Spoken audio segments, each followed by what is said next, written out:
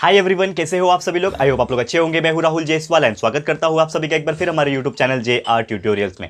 Friends, आज again आपके सामने एक मोस्ट इंपॉर्टेंट साइंस का लेक्चर वीडियो लेकर आ गया हूं, जिसमें हम पढ़ने वाले हमारे 7th स्टैंडर्ड के लिए साइंस सब्जेक्ट का एक न्यू चैप्टर, एक फ्रेश चैप्टर आपके लिए स्टार्ट करने जा रहे हैं दोस्तों, जिसका नाम है चैप्टर नंबर 10 डिजास्टर मैनेजमेंट। आज हमारे इस चैप्टर का पहला लेक्चर यानी कि लेक्चर नंबर 1 आपके लिए हम लेकर आ गए हैं। तो पूरी कोशिश करेंगे ये चैप्टर को हम 2 लेक्चर में ही खत्म कर दे। तो आज हमारा पहला लेक्चर होने वाला है। इसमें हम लोग कुछ चीजों के बारे में चर्चा करेंगे, कुछ डिजास्टर के बारे में चर्चा करेंगे, एक और लेक्चर लेकर आ जाएंगे जिसमें हम लोग ये पूरा चैप्टर भी कंप्लीट करा देंगे। टोटल 2 लेक्चर्स में our chapter will be completed. ठीक है दोस्तों, तो बने रहिएगा हमारे साथ। बहुत ही इंपॉर्टेंट लेक्चर है, क्योंकि देखो अगर हम चैप्टर की बात करें that is the disaster management, तो सबसे पहले आपको यह समझना पड़ेगा दोस्तों कि what do you mean by a disaster. एक डिजास्टर का मतलब क्या होता है।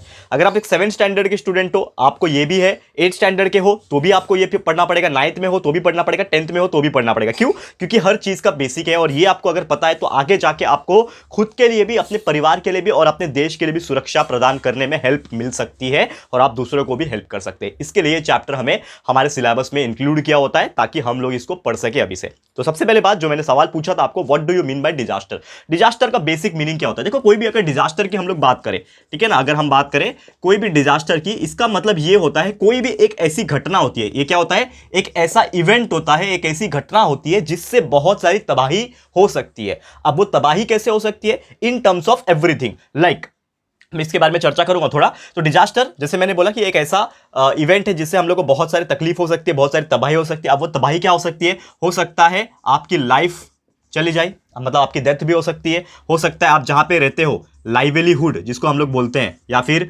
आपका जो प्रॉपर्टी होते हैं वो डैमेज हो जाए, पब्लिक प्रॉपर्टी डैमेज हो जाए, जैसे कि आपका ब्रिजेस होते हैं, ठीक है ना, ब्रिज होते हैं, या फिर रेलवे ट्रैक्स होते हैं, ठीक है ना, ये सभी चीज होते हैं। एंड बहुत सारे ऐसी चीजें होती है जिसको मैं यहाँ पे अभी बता भी नहीं सकता, इतने सारी चीजें होती है। आप छोटे से छोटा चीज ले लो, आपके पेड़ पौधे, गार्डन, इवन आपके railway station, railway platform, railway tracks, and फिर अगर हम बात करें ब्रिजेस हो गए, स्काई स्क्रैपर्स हो गए, सबवे हो गए, ठीक है ना, फ्लाईओवर्स हो गए, ये सभी चीज को वो नुकसान पहुंचा सकता है। और साथ ही में सबसे इंपॉर्टेंट चीज क्या होता है? हमारी लाइफ को नुकसान पहुंच सकता है।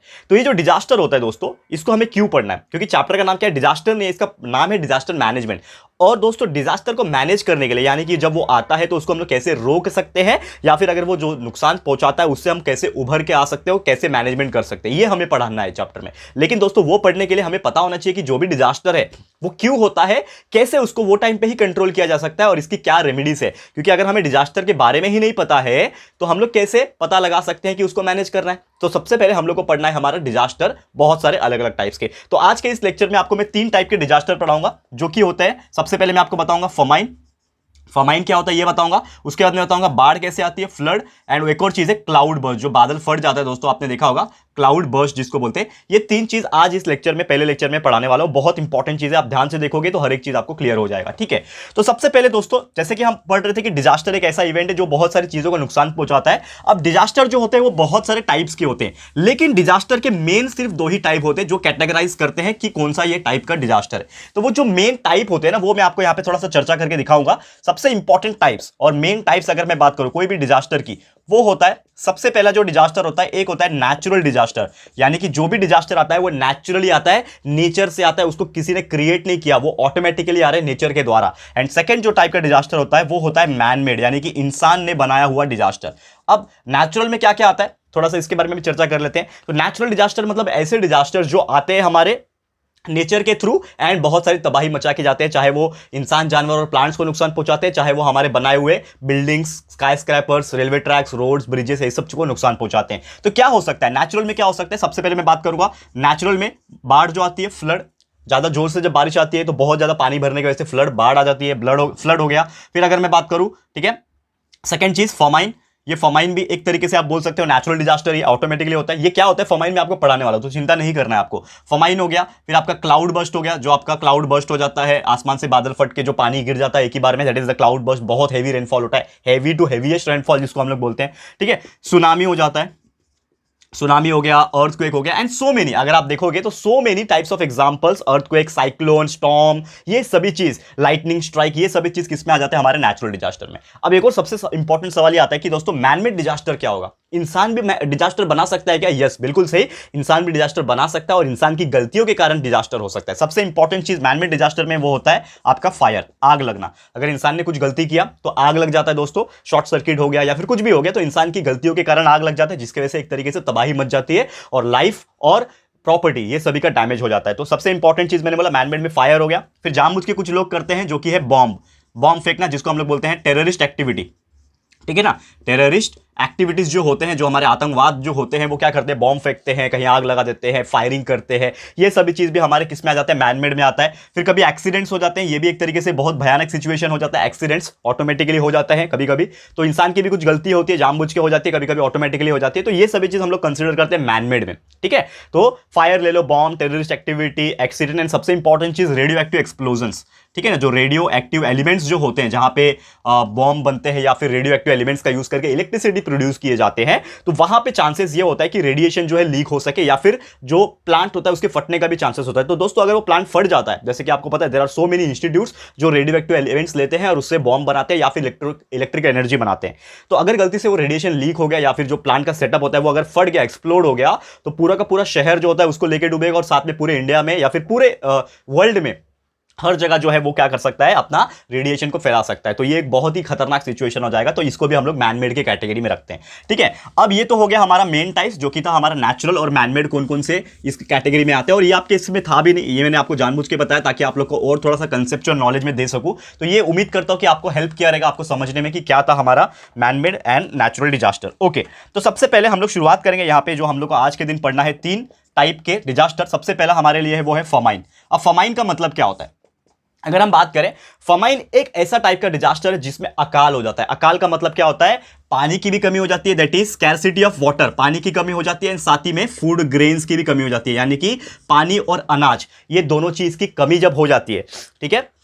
हमारा कभी एक ऐसा टाइम आता है दोस्तों कि क्या होता है कि आपने देखा होगा कि बहुत ज्यादा सूखा पड़ गया, यानी कि पानी की भी कमी हो गई, एंड वो पानी की कमी की वजह से क्या होता है, खाना भी अवेलेबल नहीं होता है, जो अनाज पैदा होते हैं खेतों में वो भी अवेलेबल नहीं होता है। तो बिकॉज ऑफ दैट सिचुएशन एक तरीके से बोल सकते हो एक बहुत खतरनाक सिचुएशन, एक बहुत ही खतरनाक डिजास्टर रूप ले लेता है, क्रिएट हो जाता है, जिसको हम लोग बोलते हैं फमाइन। अब ये फमाइन होता कैसे, what are the causes of famine. तो नॉर्मली बात करिए, फमाइन जो होता है ना, ये बहुत ही इंपॉर्टेंट एंड बहुत ही खतरनाक चीज है। किन लोगों के लिए, जो लोग खेती करके खाना खाते हैं एंड जो लोग ऐसे होते हैं जो नॉर्मली टोटली डिपेंडेंट होते हैं on the agriculture and on the village activity, जो गांव साइड होते हैं। अब शहर की बात यहां पे क्यों करूंगा, शहर की बात में क्या होता है, नॉर्मली वो लोग जो होते हैं अपना जो अनाज वगैरह होता है वो लोग थोड़ा लाइक 2 महीने 4 महीने के लिए स्टोर करके ऑलरेडी रखते हैं। लेकिन जो किसान होता है, जो नॉर्मली वो इतना ज़्यादा उसके पास नहीं होता है, तो वो डिपेंडेंट होता है एवरीडे नीड्स के ऊपर। तो वहाँ पे अगर उसको फुलफिलमेंट नहीं होगा तो यहाँ पे सिचुएशन होता है। और हमारे इंडिया में ऐसा हुआ भी है, बहुत बार सूखा पड़ा है, बहुत सारे गाँव में आप देखोगे तो सूखा पड़ गया, जहाँ से पानी की भी कमी हो जाती है और साथ में फूड ग्रेन्स की भी कमी हो जाती है, जिसको बहुत ज़्यादा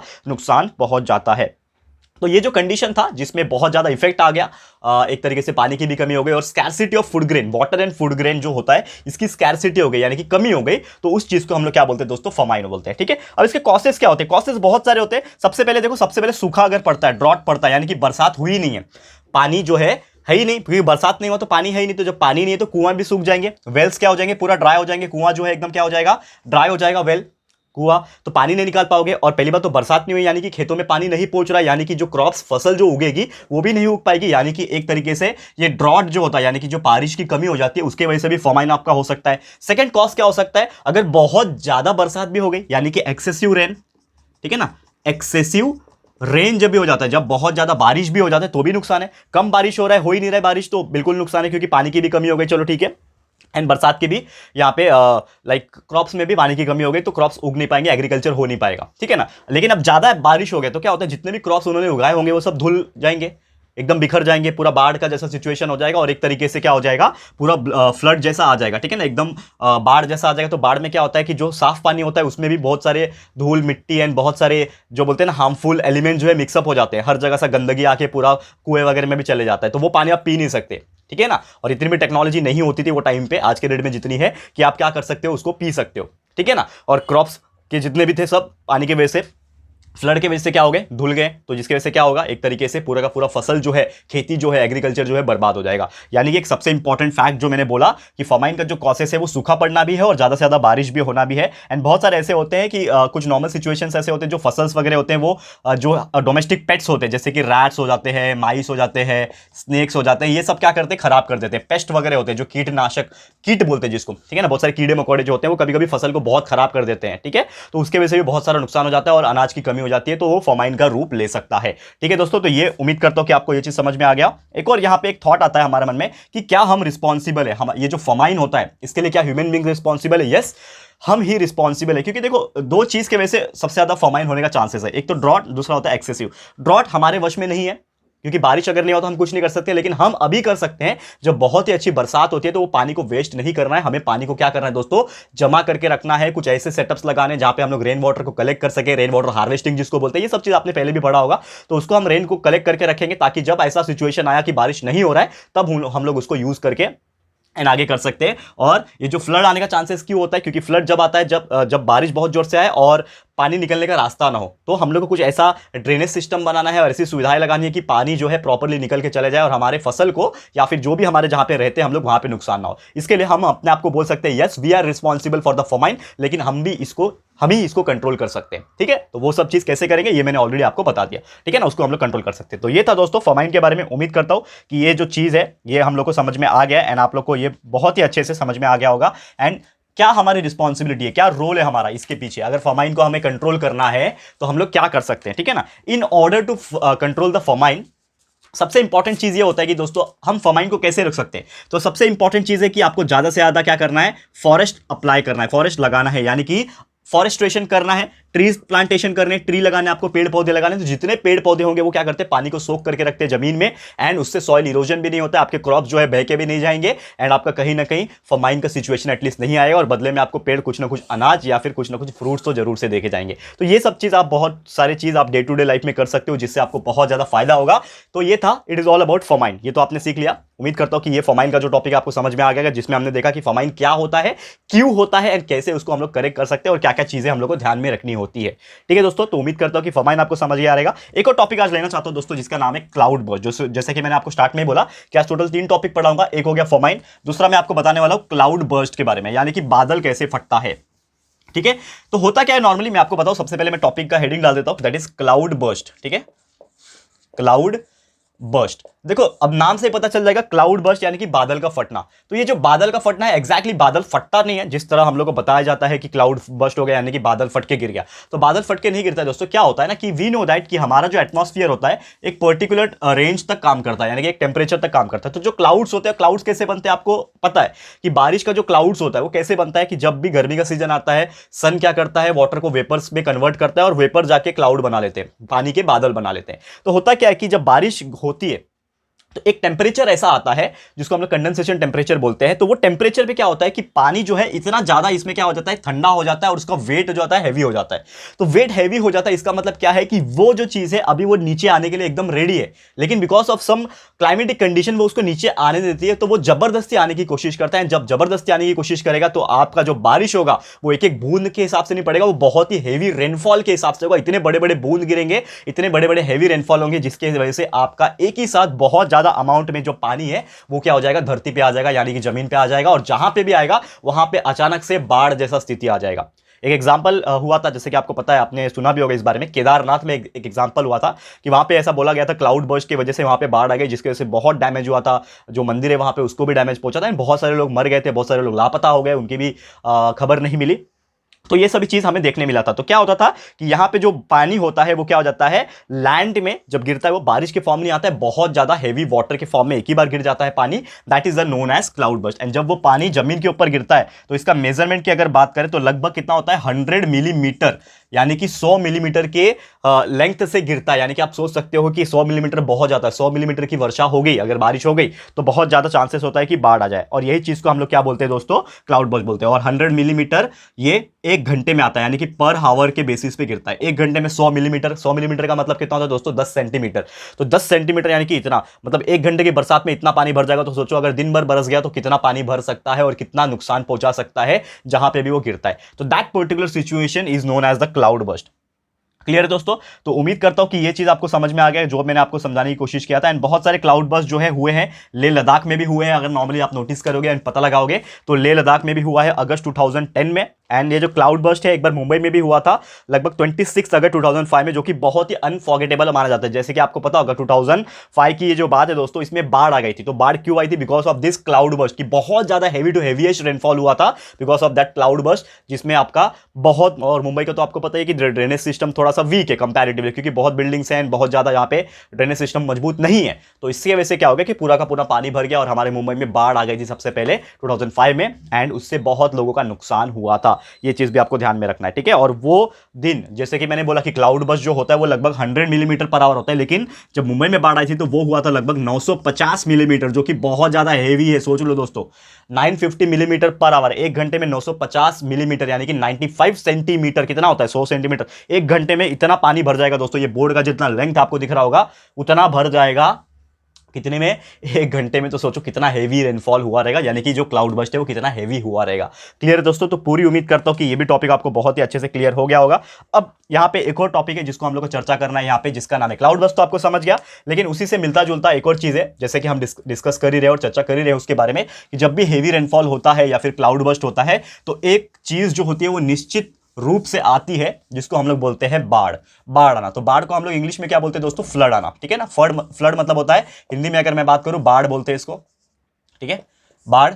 तो बाढ़ जब आती है दोस्तों क्या होता है? वी नो दैट कि बाढ़ क्यों आती है? ज्यादा पानी बरसने की वजह से, हेवी रेनफॉल की वजह से, या फिर कभी कभी डैम्स जो होते हैं वो ओपन कर दिए जाते हैं तो बाढ़ जैसी स्थिति आती है। लेकिन that is the rarest thing, वो एकदम रेयरली होता है। लेकिन ज्यादातर जो बाढ़ आती है वो हेवी रेनफॉल की वजह से आती है और पुअर ड्रेनेज सिस्टम जो भी सिटी में होता है उसके वजह से हमें देखने मिलता है। तो ये वी नो दैट कि बहुत सारे बाढ़ जो है हमारे महाराष्ट्र में भी आए हैं, अलग अलग स्टेट में आए हैं। जैसे कि आपको पता है बिहार में इस बार तो जो हमारा 2020 था इसमें तो बहुत सारी जगह पे बाढ़ आए थे। बिहार में आया था, फिर चेन्नई में देखने मिला था, तमिलनाडु, ये बहुत सारे जगह पे, और महाराष्ट्र में भी कुछ कुछ जगह पे आपको देखने मिला था। मुंबई में भी हमेशा देखने मिलता है बारिश के टाइम पे। तो ये क्यों होता है? ये चीज ऑलरेडी मैंने डिस्कस कर दिया कि बाढ़ क्यों आता है। बिकॉज जब भी क्या होता है कि बहुत ज्यादा हेवी रेनफॉल होता है, तो जब हेवी रेनफॉल हो रहा है, 950 mm हो रहा है, 100 मिलीमीटर हो रहा है, तो जो बारिश जब जमीन के ऊपर गिरेगा तो वो पानी जमा होने लगता है। तो वो पानी जो जमा होने लगता है उसको निकलने के लिए एक रास्ता चाहिए। तो निकलने के लिए रास्ता कहां से आएगा? प्रॉपर ड्रेनेज सिस्टम, आपके नाले वगैरह प्रॉपर क्लीन होने चाहिए, तब वो पानी निकलेगा। वो जो भी नाला जहां पे भी जा रहा है वो एक प्रॉपर नदी में या फिर समंदर है, यहां पे मीट होना चाहिए जाके, सो दैट वो प्रॉपर एक ड्रेनेज सिस्टम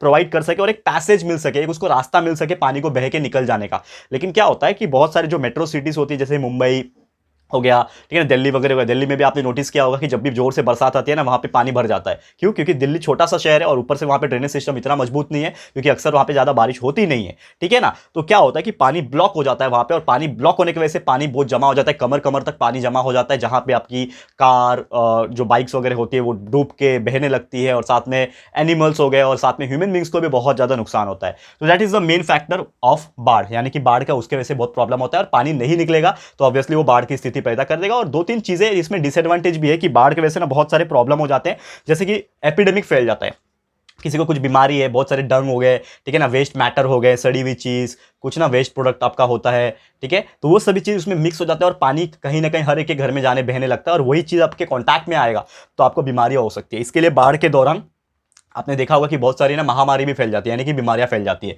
तो that is the meaning of flood. और एक चीज ये फ्लड में मैं बताना चाहूंगा, जो कि है आपका प्रोटेक्टिव मेजर्स। आप बाढ़ को किस तरह से रोक सकते हो, क्या क्या प्रोटेक्टिव मेजर्स है। सबसे पहले आपको जो है छोटे छोटे माउंटेन्स जो होते हैं उसमें आपको डैम्स बनाने पड़ेंगे, यानी कि आपका डैम्स अगर कंस्ट्रक्शन प्रॉपर तरीके से होगा, मेक स्मॉलर डैम्स, ठीक है, छोटे छोटे डैम जो है अगर पहाड़ी इलाके में बनाओगे तो वहां से आप पानी को कंट्रोल कर सकते हो और पानी को वहां पे जमा भी करके रख सकते हो। सेकंड इंपॉर्टेंट चीज है कि आपको पर्कोलेशन टैंक्स बनाने पड़ेंगे। पर्कोलेशन टैंक्स क्या होता है? वी नो दैट कि जब भी बारिश जब होती है तो आप अगर बड़े बड़े टैंक्स अगर लगाते हो तो वहां पे आप पानी को स्टोर कर सकते हो, जो कि आपको बाद में तो काम आएगा, लेकिन वो पानी को बाहर जमीन पे जाने नहीं देगा, जिसकी वजह से आपका क्या होता है कि बाढ़ का स्थिति बहुत ही कम होता है। तो पर्कोलेशन टैंक्स आप बना सकते हो, कंस्ट्रक्ट कर सकते हो, जिसकी वजह से आपकी बाढ़ की स्थिति थोड़ी बहुत कंट्रोल हो सकती है। बाद में आपको रिवर बेड्स जो होते हैं, यानी कि जो रिवर का जो तटीय इलाका होता है, रिवर बेड जिसको बोलते हैं, उसको फ्लैट बनाना पड़ेगा। क्यों फ्लैट बनाना पड़ेगा? कि अगर वो फ्लैट नहीं रहेगा, जो बारिश का पानी आ रहा है वो बह के वहां तक नहीं पहुंच पाएगा। लेट्स सपोज यहां बारिश का पानी आपका आ रहा है और आपका ये नदी है, ठीक है, ये नदी है, लेकिन ये थोड़ा सा ऊंचा है अगर, ठीक है ना, अगर ये ऊंचा है तो बारिश का पानी जो रहेगा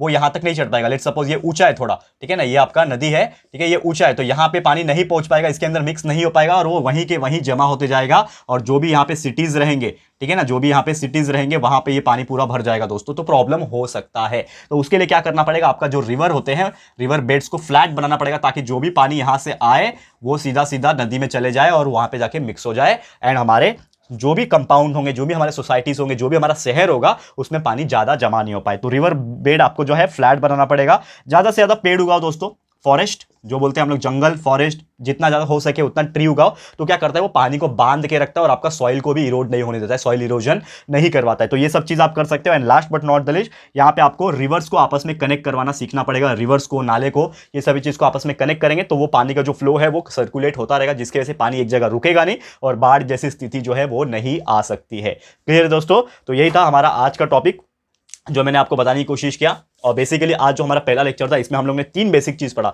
सबसे पहले तो मैंने बताया कि आपको डिजास्टर क्या होता है, कौन से मेन टाइप के होते हैं डिजास्टर का, नेचुरल और मैनमेड। ये आपको बुक में नहीं है, लेकिन फिर भी हम आपको पढ़ाते हैं दोस्तों, क्योंकि क्या होता है ना, कुछ कंसेप्चुअल नॉलेज में देना चाहता हूं आपको, और वो चीज आपको पता है तो वो चीज आप पढ़ सकते हो। ठीक है। सेकंड चीज यहाँ पे अगर हम बात करें लेक्चर नंबर 1 में जो हमने आज के इसमें देखा है, सबसे पहले हमने पढ़ा फॉमाइन क्या होता है, उसके कॉजेज एंड क्या हम लोग कर सकते हैं। सेकंड हमने पढ़ा दोस्तों दैट इज क्लाउड बर्स्ट पढ़ा, कि क्या होता है क्लाउड बर्स्ट, बारिश कैसे फट के बादल से आता है, एंड वो सब चीज पढ़ा। साथ ही में हमने पढ़ा फ्लड क्या होता है, कैसे हम लोग उसको कंट्रोल कर सकते हैं, ये सभी चीज हमने डिस्कस किया है। तो उम्मीद करता हूं कि हमारा आज का लेक्चर आपको पसंद आया होगा। अगला लेक्चर जल्द से जल्द आपके सामने लेकर आऊंगा, जिसमें हम लोग लेक्चर नंबर 2 में हम लोग बात करेंगे कि और भी कौन कौन से डिजास्टर्स होते हैं एंड उसको कैसे कंट्रोल किया जा सकता है। ठीक है, तो आज के लिए इतना ही। कैसा लगा है हमारा आज का लेक्चर वीडियो दोस्तों, प्लीज हमें कमेंट करके बताना है, अपनी राय और सजेशन जरूर से देना है दोस्तों। और अगर ये वीडियो आपको पसंद आए दोस्तों, तो प्लीज वीडियो को लाइक कीजिएगा, शेयर कीजिएगा अपने सारे फ्रेंड्स लोग के साथ, फटाफट से शेयर करो। एंड अगर आपने अभी तक इस चैनल को सब्सक्राइब नहीं किया है तो फटाफट से हमारे चैनल को सब्सक्राइब कर देना, साथ में बेल आइकन को प्रेस कर देना, ताकि जब भी हम लोग वीडियो लेकर आएंगे आप लोग को नोटिफिकेशन मिलती रहेगी। ठीक है फ्रेंड्स, तो मिलते हैं हमारे अगले वीडियो में।